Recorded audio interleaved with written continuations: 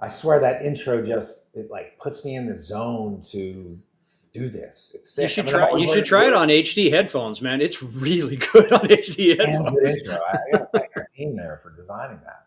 Uh, I can't. It just puts me right. It dials. It's like some sort of autonomic trigger that dials me right into. Autonomic, very nice. Yeah, you like that? I'm trying to use big words. I mean, we recorded another episode earlier, and like shit, Chase using all these big words. I better catch up. Start just talking out of my you know what to try to keep up. You know, fake it till you make it. So speaking of faking it till you make it, I got one for us today that I think we're extending off the last episode, but I want to make sure that we get to this. You brought it up later in the episode. I brought it up earlier, but you reminded me to let's cover this and in our sort of coaching series and the things that you and I do in our groups and in our breakouts and our masterminds. Let's talk procrastination. And this is a very big word. I want to trim this down. So just bear with me for 1 second, and I will bring you in here.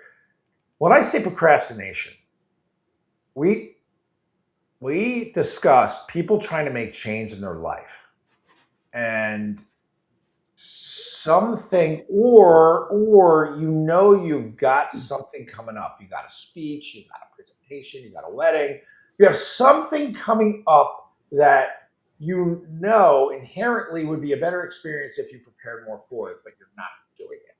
Right? Like you're just, and as a matter of fact, you're behaving in a counterculture way where, like, if I turned around and started talking to the wall behind me, to this stupid spider plant behind me, I would, you know, it's like, wait a minute, the camera's that way. Why are you behaving to where you're speaking away from the audience and what are you doing? So there's this sense of pre-defeat people have and they install. What is that? How do we help people right now get out of that? So there's, yeah, it's a big topic, but it's a simple topic, and it's actually a relatively easy solution Oh, easy. to get there. Okay, relatively. So I would challenge everybody to go to a NLP practitioner training at some point. Sign up for it. Don't care who it is. You pick your poison. Go to it. But there's Hold on, time out. Let me just, I know you're on a roll, but let me just stop you there. When we say NLP practitioner, I have done that. I've gone to the website Udemy, Oh and yeah. I paid like $15. I think I got more questions than answers from some of those things. I mean, you know, it's what kind of, when you say go to an NLP practitioner or NLP course, can we narrow that down a little bit on what? Like, what are we talking? Neurolinguistic programming. Well, it depends on what you're gonna. I guess I'm referring to a very specific. Yeah. 3 to 4 examples here. Yep. So the first one that I went to, this would have been in 2018, as I recall. November, right around November 2018 was the first one that I went to, and I went with the intention of learning new skills to apply to my coaching practice and, quite honestly, use on my clients. That's what I went for. That was what I was trying to get out of it. And so I'll back up a little bit more and tell you that no matter what conference, convention, training, education piece thing that you're going to go with it. Go with the intention of what is the one thing I need to get out of this? Because if you just go to go, it's all going to be high level. You're not going to retain anything, but you have to go with an intention of, here's something I want to learn. Here's a betterment thing that I want to get. Here's a thing that I want to apply. It doesn't matter, right? But you've got to have some sort of focus to narrow it down to go with what you're going to get. So when I bring this one up, go do an NLP practitioner training, and it's because of this procrastination piece. There's a couple of techniques that will be taught. And typically, whoever the instructor is in whichever technique it's going to be will ask, hey, give me a problem that you want to overcome. And 80% of the time, the audience will come up with procrastination as the number one topic almost every single time. So I say this simply from a data space of 80% of people are struggling with this right now, even those that have worked really hard to try and avoid it. It's a thing, right? So I'm simply stating from a data standpoint that if you go, this is what you're going to see. It's absolutely going to be. So one of the techniques is called anchoring. Now, I'm not suggesting, now you need to be led in this one. You need to get with a Mike or get with a Jake or get with, go to an NLP practitioner, because anchoring can get you there. And anchoring is a physical stimulus to create a mental state. Okay. Physical stimulus to create a mental state. What's funny is everybody has them. Everybody has them. And I'll give you an example. There will be times that you're driving down the road, that you're in a perfectly good mood. And then suddenly you're just in full on road rage. And you just cannot explain why that happened. All of a sudden, you're just in like a kind of mode. And it's because at some point you anchored road rage in according to a specific stimulus. Okay. Really? I don't get road rage. You bet. Oh, the liar, pants on fire. Everybody. So what happened, usually it will be a song that will trigger it, or it will be a position on the steering wheel, or it will be a specific visual cue, like a color or type of car will pass you in a specific way and it'll trigger it, because that's how your memory is stored. Okay, it's anchored to a specific stimulus. Typically, it's a physical one, but then auditory, and we've talked about all these before, right? Then there's going to be an auditory piece that's going to come into that component, a kinesthetic component. But back to that point of everybody's got these anchors, so you can create them for yourself. Yeah. And the way you can't just go, I want to be purposeful. Like, it's too far of a jump from I'm procrastinating to I'm purposeful. You got to do like 3 or 4 stacked anchors. And a lot of times the technique is you stack them on your knuckles like a keyboard, to where you can actually touch a knuckle, feel a certain way, stack it into the next one, and so forth. And this is a very specific NLP technique you have to be led through. So do we call that the Thanos technique? With a little bit, yeah. Stones. I mean, right. You've got the Infinity Stones. I like that. That sounds a little hokey to me, but I like it. I like where you're going. Well, and that's where a lot of people say that, this is all woo-woo and hokey and different things. But the reality is, yeah, and we do. But you've got physical, you have them, plain and simple. Sales techniques, happens in a room all the time. Timeshare, if you've ever been to one of those, or these conventions where you'll see the speaker walking up and down the audience. A way to anchor, you'll see speakers do this. They'll say a certain thing and they'll reach up and they'll put their hand on your shoulder while they're saying it, because they're trying to invoke a specific feeling when they do so. Later on, when they ask you for the sale, they will put their hand on your shoulder because it has anchored. That's NLP for evil, not for good, but you've seen it. It's happened. It's occurred. So that's one stage of techniques. Now, I'm saying if you want to get there using that thing, you either need to go to a practitioner to have them help you with this, or go to a course and learn how to do it. I'm not going to be able to teach you how to do it today. It takes a while, but that's a way. Now, there's a different philosophy altogether on how to do this. I personally prescribe to this one because it's applicable to just about everybody. So there's a lot of works that are out there that reference this. You wake up in the morning with a certain amount of self-control, a certain amount of willpower, and a certain amount of discipline. You have there like 3 tanks that's how much you've got for the day. You don't get bonus points or whatever it's going to be. They're this full, and you're going to start burning that fuel all day, and all day it's going to go down. It's going to go down and go down. So if we just go to willpower, right? You wake up, if you've got 100% willpower first thing in the morning, you're going to lose, call it 10% willpower for every hour of the day by the time you get to the end of the day. Let's just use that as an ease. So 10 hours later, you're going to have 0 willpower. So the worst thing you can do is have a big ass chocolate cake sitting in front of you, because you're not going to be able to turn away from it. You're not going to have the self-control at that point because your tank's empty. It's not that you're less or there's something broken with you, is you're out of gas for the day because you've used it all.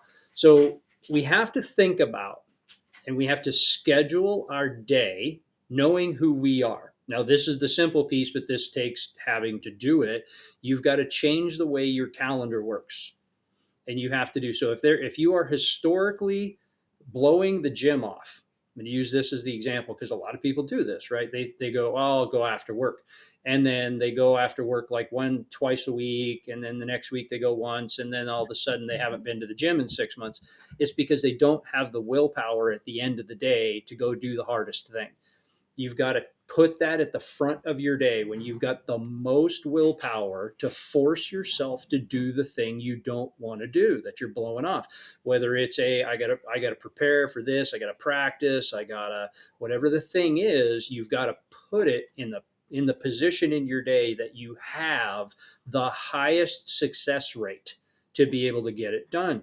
It's a hack is what it is. It's not about all of a sudden, ta-da, I have more willpower, or suddenly I'm not, I don't procrastinate anymore. No, it's you're hacking your day. You've got to hack it to put it at the front of it. So there's always stuff. So for me, yes, exercise, like my workout, and I do stuff all day. Don't get me wrong, but there's some very specific things I have to do when I get out of bed. I have to drink. I've got to do my couple tablespoons of apple cider vinegar first thing in the morning because if I don't do it, then I'm not doing it.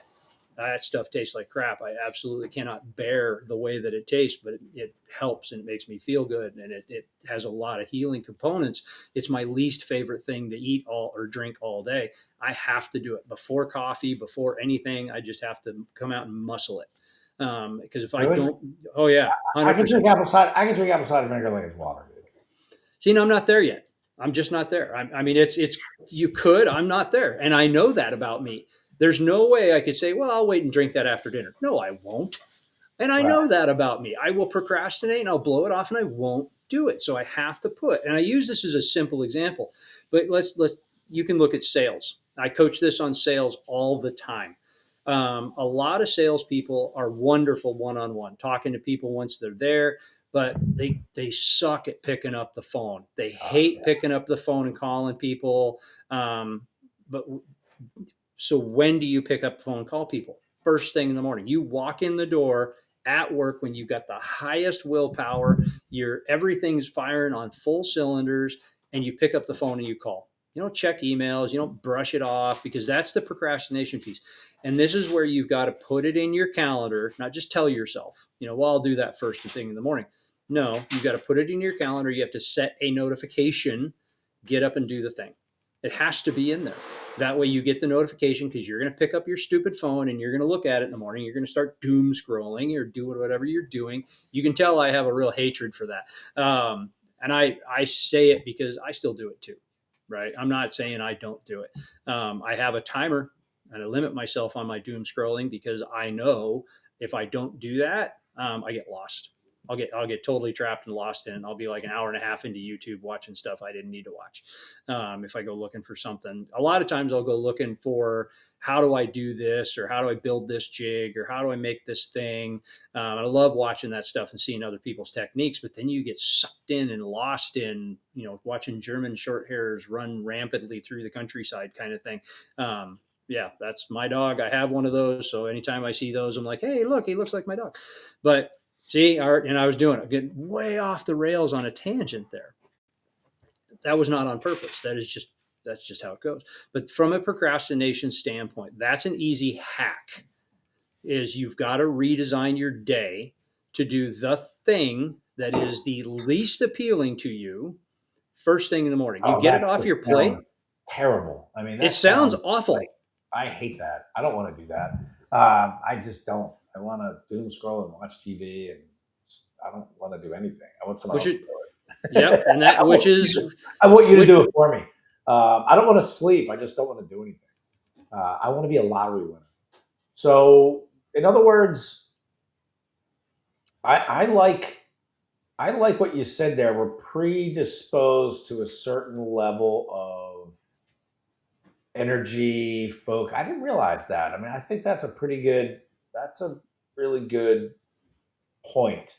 And that speaks to, let's say in the diet world, eat your meals, eat enough calories so you're not smashing food late at night, right? Eat mm-hmm. this, do that. Like, in other words, just basic, simple shit where do the worst, crappiest thing, try it, right? Find that anchor first, get yourself going and move. I tell you what, man, when I started doing that, it really was a game changer. And I am not, listen, I've been up at 5, training clients at 6 at their home, and then running 13-hour days for decades. So I am not, though, a morning person. I'm an afternoon and I'm an evening and a night person by trade, like by sort of biology. But my former career has led me to be this morning person. Now, what that does is, if you're in this cycle, that changes your amount of available energy to perform later in the day. There's a certain level of freedom knowing that even if you're doing something and you're out of gas, you're still doing it. And you will be surprised that if you keep doing it while you're out of gas, how all of the sudden you will be able to optimize when you do that with the most gas. It happens inherently. It happens inherently. You will at some point look at yourself and say, whether it's 2 weeks, 2 days, 2 hours, 2 years, and say, damn, I really need to prioritize my priorities if I'm going to change. I'm still doing things, but I'm not doing it enough. And not in a critical way, just in a review way. So I got a couple points here. The reason I can drink apple cider vinegar is back in the day, we used to party with Jungle Juice, drinking absinthe and pure grain alcohol in the fall. So if you've ever partied with Jungle Juice, and my buddy Enos, this redneck from, his name was Enos, his redneck from outside of Pittsburgh, what is it, Electric PA or something like that, man. I mean, we're talking some real cold cracker shit, man. Like these dudes are out there in the like thickets of breaking rock. You know, this dude used to make this Jungle Juice, and it was awesome. He had fruit and everything else. But you can be surprised. Like, I'm surprised I'm not blind. But you'd be surprised what you can get used to after drinking Jungle Juice. And when we talk about anchors, so I bring this up actually a little too much, but it was impressive to me, so I want to share it. There was a popular movie that starred Leonardo DiCaprio that was a recap of this dude, Jordan Belfort. The movie's The Wolf of Wall Street.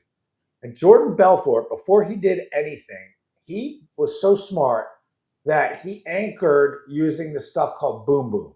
And Boom Boom is a nasal inhalant that looks like it's a menthol nose clearer, like if you have stuffy nose. It's about the size of a stick of chapstick. You take this 2-inch or 3-inch sleeve off, and it's like a dome-shaped, almost like a suppository. It's got a little hole, and he would, before sales meetings or before he would, do his rapid phone calls, he would just inhale this stuff, and he calls it an olfactory stimulus. And it's olfactory, all right. I've tried it. It does work. It works with time, but it does work. It does, like, whoa, okay. Jordan's right there. So kudos to you, Jordan. Thank you. Don't hear too much from Jordan these days. He's not on Don't any. need to. Do you hear anything from him anymore? No, dude's living big on an island somewhere. He doesn't need to show up and be all social media guy. He did what he needed to do. They made a movie about him. Right. So for those of you that don't know Jordan, he's got a book out. It's worth a skim. Everything's always worth a skim. I mean, listen, if everybody took everybody's advice, the only thing anybody would ever be doing is researching all goddamn day. Wouldn't be actually doing. So here's a pro tip. If you're going to listen to something or watch some videos, put it on the ×2 or the 1.5, and you can listen to the blabber and get through some of the things, because professional storytellers like us are taught to speak in sound bites. See, that was an intentional pause to keep you listening. So you fast forward through a lot of the content if you want to consume for action purposes. Speaking of which, Jake, I know you said you had a timer. So how do I get out of that sort of analysis paralysis? Hey, I want to start to listen to Jake and Mike more, or Mike recommended Belfort, Jake recommended Simple Simon or whatever his name is, to go. How long? We're gonna get a phone call. What's his name? Simon Sinek. Simon Sinek. I'm gonna check this guy out. Actually, Sinek, Sinek, Sinek. I'm Can gonna find check you this dude just out about today. everywhere. He's got a great website. My favorite speech from him is on YouTube. It's Start With Why. It's kind of where his world started. And he's Sweet. talking about the golden circle. It's a 14-minute YouTube video that talks about people don't, and the easiest quote from that one is people don't buy what you do, they buy why you do it. Right. And it is a brilliant analogy using Microsoft. I really appreciated where he went with that. And it's just from a resonance standpoint of personal development and professional development and personality development is when we know what our greater purpose is, we know what our why is. And I'll tell you right now, it's a long road, right, in development. It's not just I'm going to sit down in an afternoon or I'm going to go to one retreat and I'm going to suddenly know my why.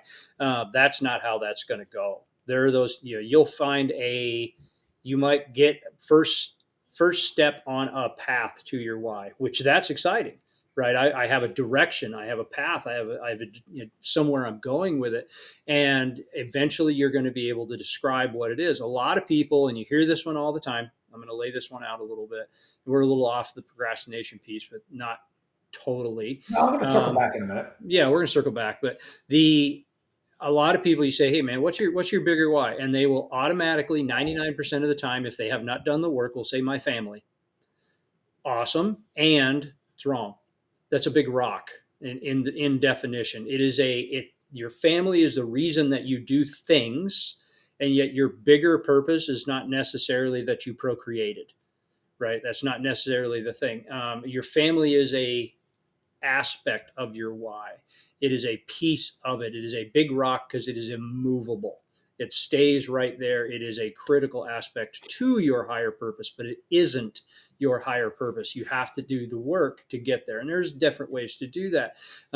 You're like Simon.